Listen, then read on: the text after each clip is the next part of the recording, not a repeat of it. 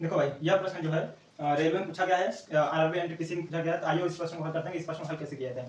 तो इसमें दिया क्या है, साधारण ब्याज दर पर निवेश, साधारण ब्याज दर पर निवेशित एक धनराशि 3 वर्ष में बढ़कर 1512 और 4.5 वर्ष में बढ़कर 1668 हो जाती है। तो इस धनराशि पर लागू ब्याज दर ज्ञात कीजिए। इसमें हम लोग को जो है मिश्र धन दे दिया है। 3 वर्ष में दिया है मिश्र धन 1512 और 4.5 वर्ष में दिया है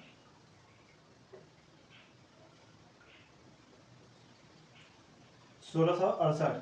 अगर हम लोग जो है इसको घटाएंगे तो हमारा कितना आएगा, अगर हम लोग इसको घटाएंगे तो आएगा 1.5 वर्ष और इसको घटाएंगे तो हमारा कितना आएगा।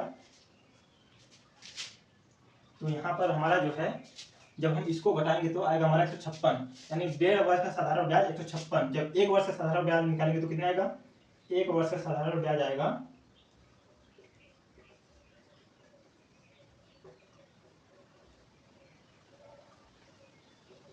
कितना होगा। 1 वर्ष का साधारण ब्याज जब हम इसको काटेंगे तो कितना होगा, 104।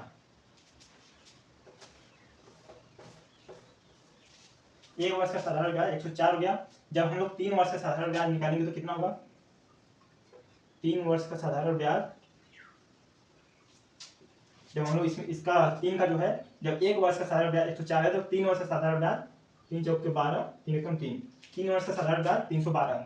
अब हमारा जो मिश्र है, हमारा फार्मूला होता है मूलधन बराबर मिश्र धन माइनस ब्याज। इसे दर्शाते हैं। मिश्र धन कितना है 1512 और ब्याज कितना आया है, 3 वर्ष का ब्याज 312। जब हम लोग इसको घटाएंगे तो कितना होगा, 2 में से 2 गया 0, 1 में से 1 गया 0 और 5 में से 3 गया 2 और 1। हमारा मूलधन कितना आ गया 1200, मूलधन 1200 आ गया।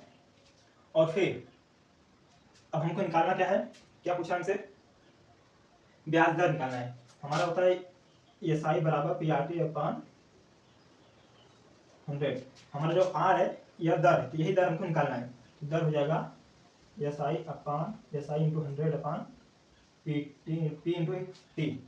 तो आर हमको निकालना है। तो आर साधारण ब्याज कितना था, 3 वर्ष का साधारण ब्याज 312 इंटू 100 पी। मूलधन कितना है हमारा, मूलधन 1200 गुणे समय कितना था 3 वर्ष। अब हमारा 2 0 खत्म, 3 से 1 कटेगा, 3 एकम 3 और 3 एकम 3 0 4। अब हम लोग क्या करेंगे 104/12। अब हम लोग 4 से भाग देंगे 26/3। तो हमारा आर आएगा 26/3%। हमारा राइट आंसर हो जाएगा 26/3%, जो हमारा ब्याज दर है।